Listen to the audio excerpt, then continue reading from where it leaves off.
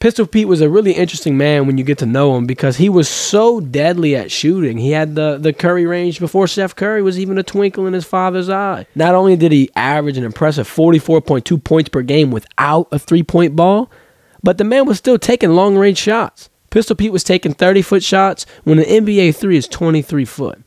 But Pistol Pete still holds the record for the most NCAA points of all time.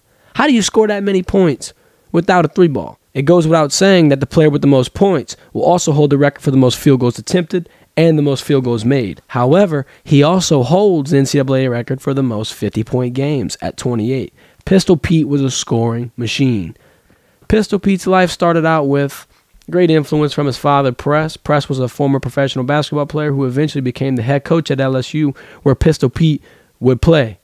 While Pistol Pete played for the Tigers, he didn't get as much games as everyone else. LSU did not allow freshmen to play in their first year for varsity sports, so he only had 3 years of eligibility. When that sophomore season came around, Pistol Pete showed the world that he had what it takes to perform at that level. Let's compare Pistol Pete's college numbers to one of the most dominant scorers of all time and arguably the best shooter of all time, Stephen Curry. In college, Pete Maravich had 44 points per game, while Steph Curry had 25 points per game.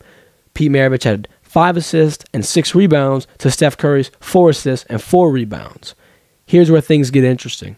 Steph Curry scored a total of 2,635 total points, but you got to take into account that Pistol Pete did not have a three-point line during his era of basketball. So let's even the playing field a little bit for this comparison. Steph Curry made 414 three-pointers. Let's do some math and take away the three-point shot from Steph Curry. Let's still make the basket, but let's subtract 414 and make those threes a two-ball. Now Steph Curry has 2,221 points. How does he stack up to the NCAA record holder, Pete Maravich? Pete has 3,667 points in 83 games played. Steph Curry has 2,221 in 104 games played. With Pistol Pete playing 21 less games than Steph Curry, it almost feels like Steph Curry is getting a little bit more of a benefit of the doubt than Pete is. However, why does Pistol Pete not get enough respect? Is it the era he played in? Is it the fact that he never won a national championship? Is it the fact that he wasn't able to succeed in the NBA and win a ring? Would you blame that on him? Basketball is a team game. He still fulfilled his role. He still did his thing. Focusing on Pistol Pete's college career, I think that he impacted the game in a way where he allowed people to transition into shooting deeper balls and getting into that three-point era. Pistol Pete was always focused on one thing, and that's scoring the basketball. Steve Nash spoke about Pistol Pete's influence on the game, where he said, "We're all doing things he did first."